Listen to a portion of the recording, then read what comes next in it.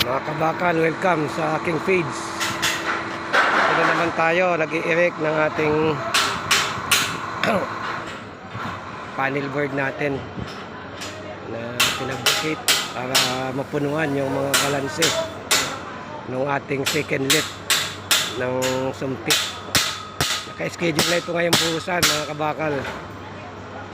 Ayan, medyo delikado at kung makikita mo ha, walang harness yan, nakapatong sa i-beam.